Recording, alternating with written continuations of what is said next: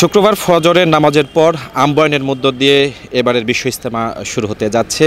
ইতিমধ্যেই দেশের দূরদূরান্ত থেকে মুসল্লিরা মাঠে এসে অবস্থান করছে। আমরা যদি একটু আমার পিছনের দিকে একটু দেখানোর চেষ্টা করি যে যারা ইজতেমার আগত মুসল্লি যারা রয়েছেন তারা ইতিমধ্যেই গতকালকে থেকে আসতে শুরু করেছেন। এ পর্যন্ত তারা যেই জেলাগুলো রয়েছে ভিত্তি করে যে তাদেরকে মাঠের ময়দানের ভিতরে যে খিত্তাগুলো রয়েছে সেই খিত্তাগুলোতে তারা ইতিমধ্যেই তারা চলে আসছে, তাদের খিত্তা অনুযায়ী তারা সেখানে অবস্থান করতেছে। আরেকটি বিষয় যদি একটু বলে রাখি, আইন শৃঙ্খলা বাহিনীর বিষয় যদি বলে রাখি যে সকাল নাগাদ হচ্ছে পুলিশের যিনি আইজিপি রয়েছেন তিনি পুরো ইজতেমা মাঠটা পরিদর্শনে আসে। আইন শৃঙ্খলা বাহিনীর বিষয়ে তিনি গণমাধ্যমদের সাথে কথা বলে গণমাধ্যমের এক প্রশ্নের জবাবে তারা যেমনটি বলছেন যে এই কোনো প্রকার যেন বিশৃঙ্খলা তৈরি না হয় সেই বিষয়ে আইন শৃঙ্খলা বাহিনীর তৎপর রয়েছে।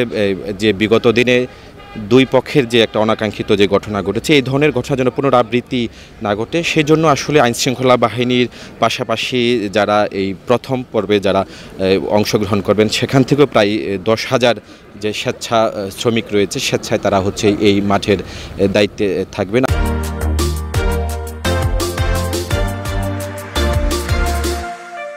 আমরা একটু কথা বলবো তাবলিগ জামাতের বাংলাদেশের শুরাই নেজামের যিনি মিডিয়া সমন্বয়ক রয়েছেন হাবিবুল্লাহ রায়হান, আমরা একটু তার কাছে যাচ্ছি। আমরা একটু জানবো যে এখন পর্যন্ত মুসল্লি কি পরিমাণ মুসল্লি ময়দান অবস্থান করতেছে এবং কি আগামীকালতে হচ্ছে শেষ দিন, তারপরে তো হচ্ছে এই তাবলিগে জামাতের যে মূল কার্যক্রম শুরু হবে। বর্তমান যে অবস্থা যদি একটু বলতেন, মুসল্লিরা কি পরিমাণ এখানে জমায়েত হয়েছে?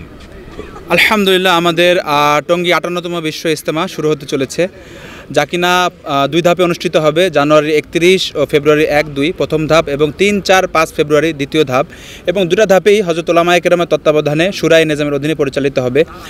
প্রথম ধাপে আমাদের প্রায় 41টি জেলা এবং ঢাকার একাংশ অংশগ্রহণ করবে, এবং দ্বিতীয় ধাপে আমাদের প্রায় 22টি জেলা সহ ঢাকার বাকি একাংশ অংশগ্রহণ করবে। ইজতেমাকে সামনে রেখে প্রথম ধাপে অর্থাৎ জানুয়ারি 31 তারিখ যে ইজতেমা শুরু হতে চলেছে এই ইজতেমাকে সামনে রেখে বিভিন্ন খিত্তার অথবা বিভিন্ন জেলার জিম্মাদার সাথীরা ইতিমধ্যে মাঠে প্রবেশ করা শুরু করেছেন, ওনারা অবস্থান করছে। আনেওয়ালা যে ইজতেমাকে সামনে রেখে মজমা, যেটাকে আমরা সাধারণ ধর্মপ্রাণ মুসল্লি ভাই বলে থাকতে পারি, ওনারা ইনশাআল্লাহ আজকে মাগরিব থেকেই মাঠে প্রবেশ করা শুরু করবেন।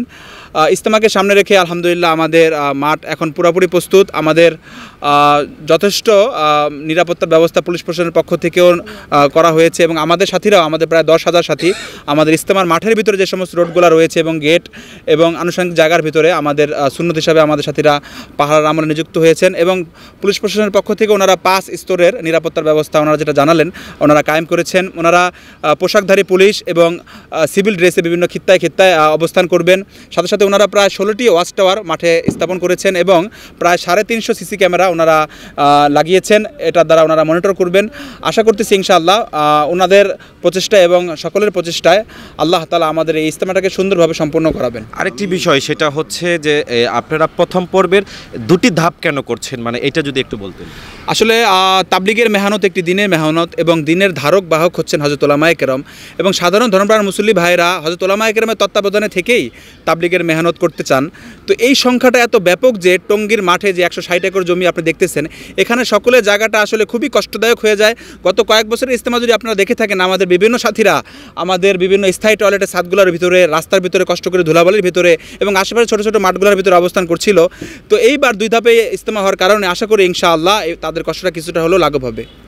শুনছিলাম আমরা আসলে যিনি সমন্বয়ক রয়েছিলেন মিডিয়া সেলের, তিনি আমাদেরকে জানাচ্ছিলেন এই প্রথম পর্বের যে ইজতেমাটি মূলত সেটি হচ্ছে 2 ধাপে অনুষ্ঠিত হবে। তারপর হচ্ছে যে দ্বিতীয় যে ইজতেমা দ্বিতীয় পর্ব রয়েছে সেটি অনুষ্ঠিত হবে।